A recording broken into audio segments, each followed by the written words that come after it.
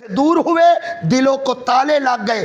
अगर ताले खोलना चाहते हो, हाल लेके जिस कुरान को छोड़ा था उसी कुरान से जुड़ जाओ, सारे ताले खुल जाए।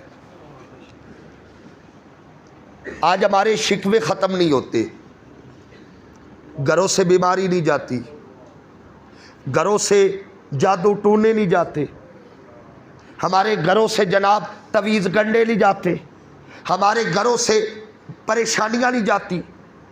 वालिदैन परेशान है कि औलाद फर्मा बरदार नहीं, नौजवान परेशान है कि दिलों को सुकून नहीं मिलता।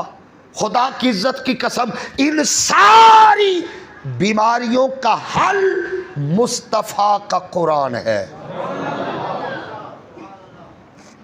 मेरे हुजूर शेखुल इस्लाम, जिनका मैं शागिर्द हूँ, डॉक्टर मोहम्मद ताहिरुल कादरी, आप फरमाते हैं कुरान से जुड़ के तो देखो, मोहब्बत तो करके देखो।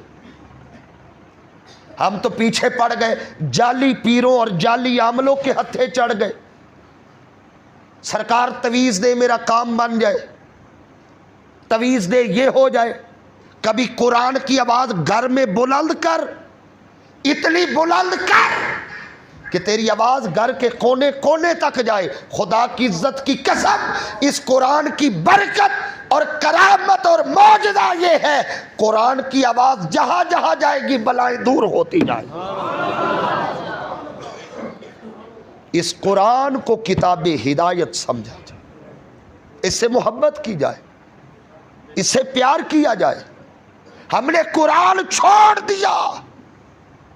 याद रखे, अगर कुरान को हमने छोड़ दिया, आज हमने कुरान छोड़ा है, डरो उस वक्त से जब कुरान हमें छोड़ जाएगा। मेरे आला हजरत फाज़िल बरेलवी शाह इमाम अहमद रज़ा खान रहमतुल्लाह अलैह ताला अलैह फरमाती है ना, आज ले उनकी पनाह, आज मदद मांग उनसे, फिर न मानेंगे कयामत में अगर मान गया। कुरान पढ़ के तो देखे, कुरान की तिलावत तो करे, एक एक लम्हा पुरसकून हो जाएगा। इरादा करो। जिन्होंने रमजान में कुरान पढ़ा, एक रूटीन बनी हुई है, ये रूटीन टूटेगी। किसी बुजुर्ग से नाम मेरे ज़हन से मुस्तहज़र हो गया, मैं किसी का नाम लेता नहीं। किसी बुजुर्ग से किसी ने पूछा, हुजूर रमज़ान का आखिरी अशरा चल रहा था, उसने कहा हुजूर ये तो बताइए शब कदर किस दिन है? क्या पूछा? थोड़ा ऊंची बोलो। 21वीं है, 23वीं है, 25वीं है, 27वीं है। हुजूर ये तो बताए शब कदर किस दिन है? हाय हाय हाय, जिंदगी बदलने के लिए एक जुमला काफ़ी होता है। फूल की पत्ती से कट सकता है हीरे का जिगर, लफ्ज़ जिंदगी बदलने के लिए काफ़ी होती है। उसने कहा हुजूर ये बताए शब कदर किस दिन है? बुजुर्ग ने मुस्कुरा के देखा और फरमाया, अगर तू चाहे हर रात शब कदर है, अगर तू चाहे। वो रब गया तो कहीं नहीं है ना, वो रमज़ान के बाद माज़अल्लाह कहीं चला जाएगा। वो वैसे ही रब रहेगा जैसे रमज़ान में है, वो वैसे ही सुनेगा जैसे रमज़ान में सुनता है। पुकार के तो देखो, कुरान से मोहब्बत करे, रोज पढ़े, अगरचे एक आयत पढ़े, और कोशिश करे कुरान तर्जुमे से पढ़ो। किससे जी? जो बंदा अरबी में कुरान पढ़ता चला जाता है ना, आपके पास हजरत साहब जैसी नेमत है, इनसे तर्जुमा पढ़े। हमने तो पढ़ना पढ़ाना ही छोड़ दिया ना। जो बंदा वैसे कुरान पढ़ता है, बरकत है, अजर है, कोई इनकार नहीं, मगर उसकी मिसाल ऐसी है जैसे कोई अंधा बाजार से गुजर गया। अंधा, उससे पूछो ना जी आप बाजार से गुजरे? वो कहेगा गुजरा हूं। क्या देखे? कुछ भी। हमने कुरान पढ़ा है, 3 दिन में खत्म किया है, मैंने हफ्ते में ख़त्म किया, मैंने इस रमज़ान में 6 कुरान पढ़े हैं। पढ़े हैं मगर समझे क्या है? कुछ भी। ये अंधा बाजार से गुजरा है।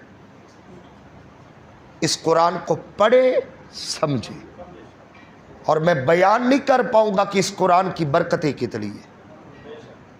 इस कुरान हकीम में हम मिनाजुल कुरान वालों का मकसद क्या है? कुरान में अल्लाह फरमाता है व अंतुमुल आलौना इन कुंतुम मुमिनीन, अगर मोमिन बन के रहो ना तो फिर सर बुलंदियां तुम्हारे लिए। आज हम पस्त इसलिए हो गए कि हम नाम के मोमिन रह गए। वो हदीस के लफ्ज है ला इस्लामु इल्ला इस्मुहु।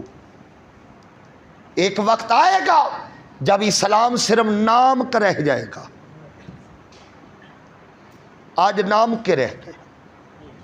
इस कुरान से जुड़ जाओ। तो जैसे इकबाल ने कहा था ना, वो मुअज़्ज़ज़ थे ज़माने में मुसलमान होकर। खुदा की इज्जत की कसम, हर इज्जत आज भी हमारा इंतजार कर रही है। और इकबाल ने कहा था कि मोहम्मद से, ऐ शेर आंदा तुहानू, रल के पढ़ो जरा।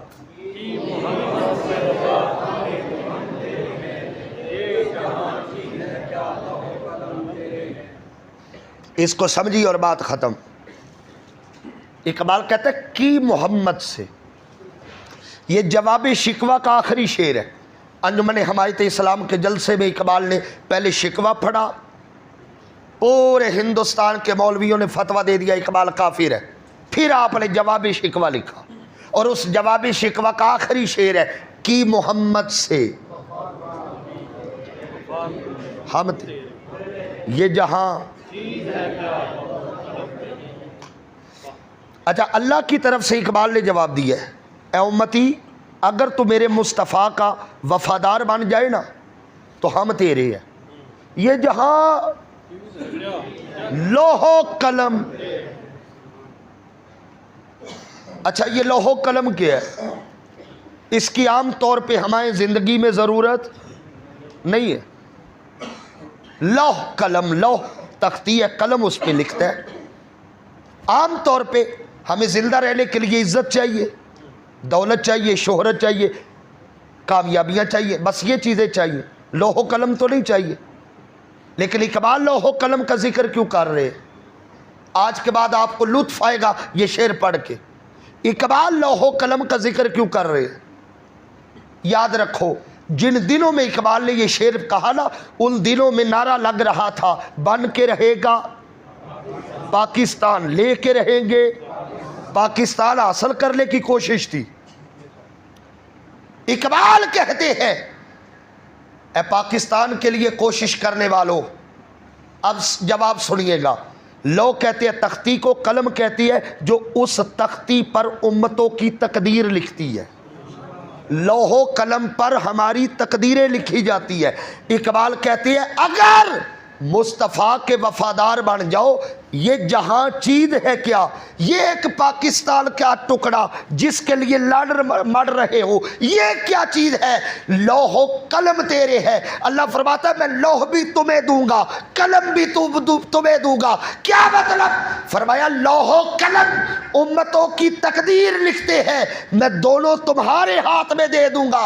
अपनी मर्जी से तकदीर लिखते जाना, मैं तुम्हें अता करता चला जाऊंगा। मगर शर्त ये है मुस्तफ़ा के वफादार बनो, कुरान से मोहब्बत करो। अल्लाह करीम आज की हमारी इस हाज़री को अपनी बारगाह में कबूल फरमाए। मैं बारे दीगर मस्जिद आयशा की इंतज़ामिया को हदिया तबरीक पेश करता हूँ। वमा अलैया इल्लल बलाग।